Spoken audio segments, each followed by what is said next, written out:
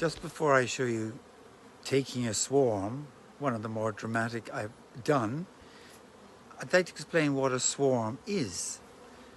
And a swarm, an individual bee on its own cannot survive. It's not an individual. It can't live alone.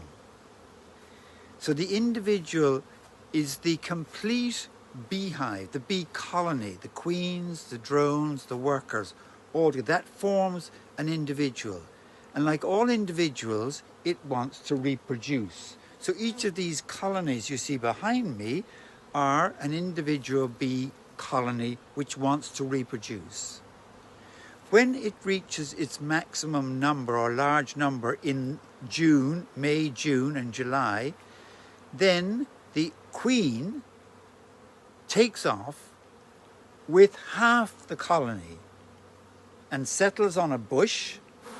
Normally the bush is high up and you can't get the swarm, but very often it's down low and you can just cut the branch and get the swarm. Sometimes it's even on the ground, but that's rare enough.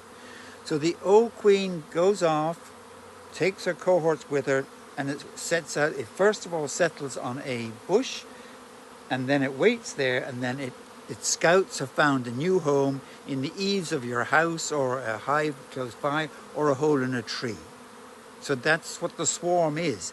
Meanwhile, back at the ranch, back at the hive she left, she has laid 6, 7, 8 new queen cells, which are just ready, not too far off, ready to hatch, to take over. And normally what happens, the first one to hatch out may also go out with a small swarm, but she's just as likely to go around and sting all the other ones who haven't hatched and kill them off.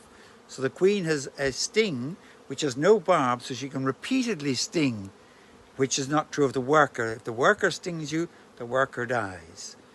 So that's what the swarm you see is. And a swarm is very placid.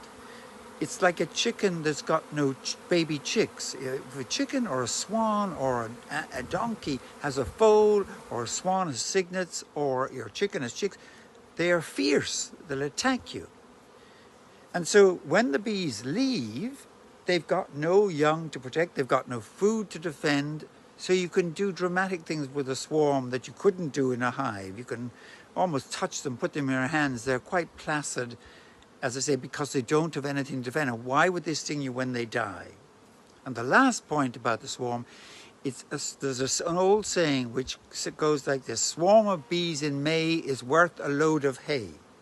A swarm of bees in June is worth a silver spoon, and a swarm of bees in July, where we are now, isn't worth a fly.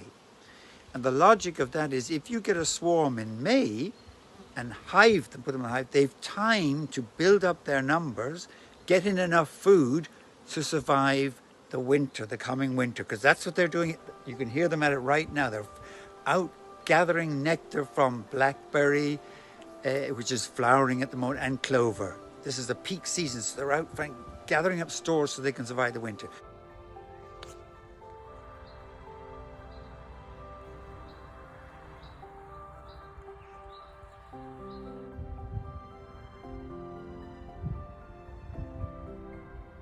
So a swarm in July, really time is too tight to get settled, build the wax, build their home and gather enough food.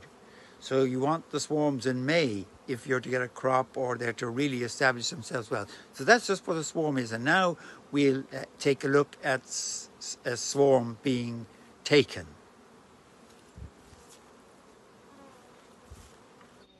I want to tell you about an incident that happened a week ago. The swarm came out of one of my hives, and it came out, it always does come out about 12, and they normally land in a big ball of bees. And this time they came out from a hive, and I saw them coming out, and they went right up high into the trees behind me. I mean, up way, way, way up in those trees, far too high for me to get. And I was despairing of ever catching them. And it was a big swarm, which is, very valuable. And I came out the next day. They normally would leave within a couple of hours, but I came out the next day and there they were. there they still were. And the next day, and the next day. They came out on Tuesday, and Sunday they were still there hanging in the ball, getting hungry and angry. And on Sunday evening, I saw we'd got a hoist. And I said, well, if I can get this hoist on Monday and they're still there, I'll try and get this swarm. So here's the story of catching the swarm. You better get this right, actually. Just going up to collect the swarm, slightly, the swarm I didn't think I'd get. I was thinking of knocking it into a bag.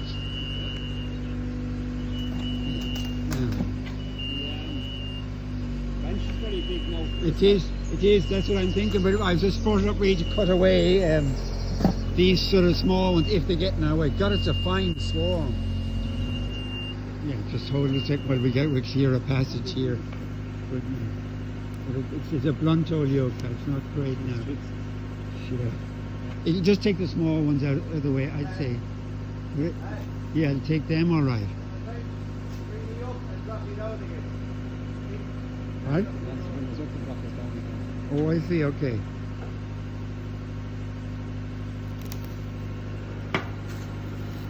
They're on top of the hive, yeah. The lads below will get a wake-up call. Yeah, if he brings us up and lets us down on top of that branch, that'll be the right job. God, it's a big swarm. That's as good a swarm as you'll ever get.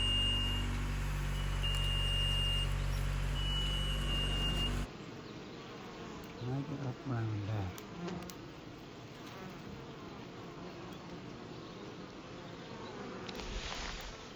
You know, oh, you see, that's just going to start happening now. I left it all the way around it. I get too hefty, yeah. See, those little bits are getting in the way now.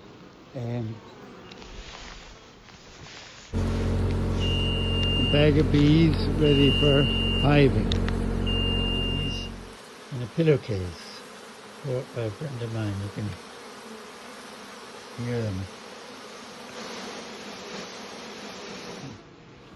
So just to let you know, we caught the swarm successfully, as you saw in the pillowcase, which is my new go-to method for getting swarms. I haven't used it before, I have to say, but they're now settled in this hive, and hopefully they'll be producing some honey shortly. They've got to establish themselves in their home here.